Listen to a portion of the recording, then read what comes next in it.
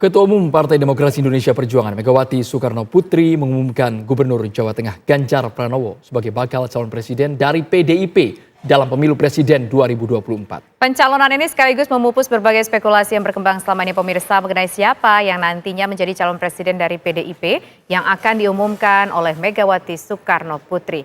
Bagaimana kemudian soal kontestasi pemilu presiden setelah pengumuman Ganjar Pranowo ini, akankah kira-kira PDIP bergabung dengan koalisi besar atau justru membuat poros sendiri pemirsa? Kita akan bahas bersama dengan sejumlah narasumber yang sudah bergabung bersama kami. Ada politisi dari PDIP, Bang Andreas Parera, kemudian juga ada pakar politik Mas Yunarto Wijaya. Selamat sore Bapak-Bapak. Selamat sore, Iwan, Bang Andre. Pertama Sore, saya ingin ke Tisa. Bang Selamat sore, Andreas. Bro. Bang Andreas langsung Mas menjawab Toto. nih pertanyaan kita. Apakah kira-kira dengan mengumumkan Ganjar Pranowo ini yang kita ketahui bahwa elektabilitasnya memang sempat turun kemarin tetapi masih tetap unggul. Apakah ini pertanda PDIP akan membuat poros sendiri dan tidak akan membutuhkan yang lain untuk bergabung karena memang sudah bisa maju sendiri untuk Pilpres 2024? Ya, PDI Perjuangan, ya kita dari awal juga menyampaikan bahwa PDI Perjuangan di dalam kontestasi Pilpres ini terbuka untuk kerjasama dengan partai-partai teman-teman dari partai-partai yang lain untuk ya sama-sama mengusung, mendukung calon presiden dengan tentu dengan platform politik yang kita perlu bicarakan bersama gitu. Sehingga ya di dalam kerjasama itu kita mempunyai pandangan visi yang sama tentang bagaimana memenangkan calon presiden dan paketnya tentu wakil presiden tentunya. Gotong royong itu adalah prinsip yang dipegang oleh PDI Perjuangan di dalam membangun bangsa ini. Sehingga PDI Perjuangan tetap bekerja presiden dan calon wakil presiden ke depan. Baik Bang Andreas, tapi kami juga ingin tahu Bang Andreas, ini kan kita berbulan-bulan menunggu nama muncul dari PDIP dan akhirnya siang tadi Ganjar Pranowo. Awalnya Bang Andreas dulu sempat mention nama juga, ya bisa jadi itu kan tergantung dengan Ketua Umum Megawati Soekarno Putri, bisa jadi Puan. Tapi akhirnya kok di dalam internal itu bisa mengalah. Puan mengalah, bukan Puan yang maju sebagai anak dari Megawati tapi nama Ganjar Pranowo. Pertimbangan utamanya apa saja Bang Andreas?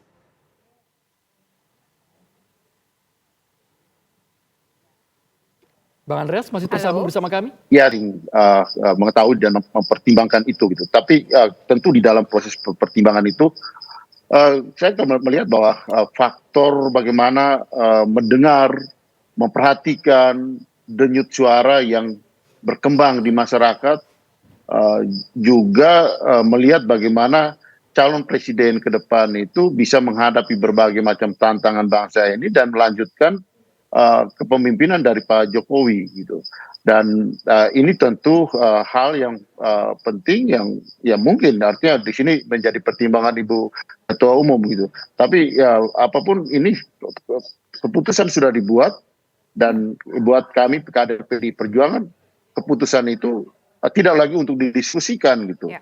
Tetapi untuk dilaksanakan dan kami siap untuk melaksanakan, mengajak bersama dengan rakyat untuk sama-sama kami melaksanakan keputusan yang sudah diumumkan oleh Ibu Ketua Umum hari ini. Oke, baik. Nah sekarang saya ingin ke Mas Yunarto Wijaya. Mas Toto, dengan diumumkannya nama Ganjar Pranowo sebagai calon presiden, bakal calon presiden dari PDIP, akan seperti apa nanti kontestasi politik 2024? Apakah kira-kira nanti akan ada 3 poros atau mungkin jangan-jangan ada sebuah kejutan, 2 poros saja PDIP akan bergabung dengan mungkin salah satu koalisi? Iya, yang pertama kalau kita lihat dari 3 nama yang selalu ada dalam survei-survei elektabilitas 2 tahun terakhir ya, kan selalu berkutat pada 3 nama saja. Ada Ganjar Pranowo, Prabowo Subianto, dan Anies Baswedan. Survei dalam arti kan ini berarti menyerap aspirasi publik tuh sepertinya menginginkan nama-nama seperti apa untuk menjadi capres. Dan nama-nama 3 nama ini kan jauh sekali dibandingkan dengan nama-nama yang lain. Dan kalau kita lihat dari deklarasi Anies di 3 Oktober, Pak Prabowo sudah mendeklarasikan dirinya, lalu kemudian sekarang akhirnya ternyata juga Ganjar Pranowo, sepertinya kita akan melihat kabar baik ya menurut saya, koalisi akan terbentuk tidak jauh berbeda dengan angka-angka yang ada di survei. Artinya tidak ada gap yang besar antara keinginan publik dengan apa yang akan diputuskan oleh elit-elitnya. Nah, ketika berbicara mengenai apakah akan 3 pasang atau 2 pasang, katakanlah kita melihat ada 2 poros. Poros yang cenderung berasal dari koalisi yang ingin melanjutkan apa yang sudah dibangun oleh Jokowi, dan poros yang menamakan dirinya perubahan dengan mendeklarasikan Anies Baswedan. Dan kalau kita lihat belakangan malah perdebatannya dan pro dan kontranya lebih menarik ketika membahas mengenai siapa yang katakanlah akan mewakili penerus Jokowi. Di situ kemudian kalau kita ingat ya, pertama kali muncul peristiwa Kebumen. Ada Pak Jokowi, ada Mas Ganjar, ada Pak Prabowo. Orang berdebat mengenai apakah akan jadi Ganjar Prabowo ataukah kemudian Prabowo Ganjar. Lalu kemudian muncul isu koalisi besar yang dikaitkan dengan U20. Karena kebetulan Ibu Mega, seingat saya waktu itu tidak hadir karena baru pulang dari Jepang atau masih ada di Jepang. Muncul isu mengenai koalisi besar minus PDI Perjuangan. Walaupun kemudian muncul juga jawaban dari PDI Perjuangan bersedia bergabung asal dengan catatan capresnya dari PDI Perjuangan karena mereka adalah partai pemenang pertama begitu kan. Jadi dengan kondisi seperti ini kalau menurut saya lebih mungkin kita akan melihat adanya 3 poros. Oke. Pak Prabowo maju sendiri, Mas Ganjar maju sendiri, dua-duanya dianggap sebagai bagian dari penerus pemerintahan Jokowi dan ada Mas Anies di situ. Kecuali ada sebuah kondisi ketika nanti di antara Pak Prabowo atau Ganjar ada yang elektabilitasnya menjulang tinggi dan kemudian membuat salah satu di antaranya misalnya bersikap realistis untuk kemudian menjadi wakil, baru koalisi besar ini bisa terbentuk. Tapi saya pribadi melihat koalisi besar ini secara konsep sangat bagus, tetapi secara teknis sulit untuk terwujud. Karena biasanya koalisi besar ini lebih mungkin terjadi kalau incumbent masih bisa maju kembali dan biasanya incumbent lah yang punya peluang untuk membentuk koalisi besar seperti terjadi pada 2019 kemarin. Mas Toto, tapi mungkin tidak Mas, dari koalisi besar yang saat ini mungkin masih cair Mas Toto. Tapi kan ada satu statement bahwa mereka akan melanjutkan tonggak pembangunan dari Presiden Joko Widodo. Dan siang tadi jelas sinyal dari Presiden Joko Widodo sebagai internal PDIP kepada Ganjar Pranowo. Mungkin tidak Ganjar ini jadi magnet utama dan akhirnya koalisi besar merapat ke Ganjar. Atau mungkin sebaliknya.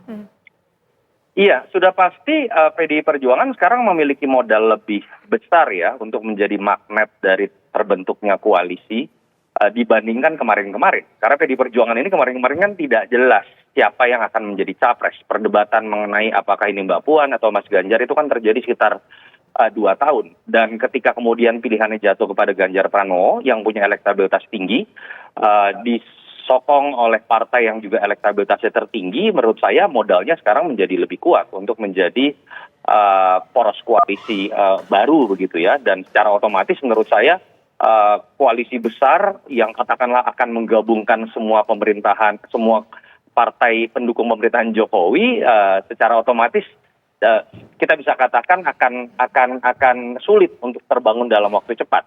Kenapa? Karena Pak Prabowo juga sepertinya kan masih fokus pada bicara menjadi nomor 1, kecuali Pak Prabowo mau untuk mengikuti logika bahwa Gerindra karena ada di nomor 2 akan mengikuti partai pemenang utama. Kan tidak, biasanya akan ditentukan oleh bagaimana elektabilitas dari capres yang akan diusung, dan kecenderungannya sekarang Ganjar Pranowo dengan Prabowo ini kan saling berkejaran. Dua-duanya merasa punya peluang besar untuk menang. Itu yang menyebabkan saya lebih melihat kemungkinan poros PDI Perjuangan untuk berjuang sendiri dengan partai koalisi yang lain, ditambah Pak Prabowo juga akan memiliki koalisinya sendiri, ditambah Mas Anies dengan koalisi sendiri, itu lebih mungkin dalam kondisi saat ini. Oke, baik. Nah, kalau dengan seperti demikian, kira-kira kan berarti kalau misalkan ada potensi 3 poros tadi Mas Toto bilang, lantas kira-kira siapa sih yang cocok di antara 3 nama yang sudah ada? Ada nama Ganjar Pranowo, nama Anies Baswedan, kemudian juga Prabowo Subianto, kan seperti apa kemudian cocok-cocokannya untuk calon wakil presidennya? Nanti coba akan kita bahas usai jeda berikut pemirsa, kami kembali sesaat lagi.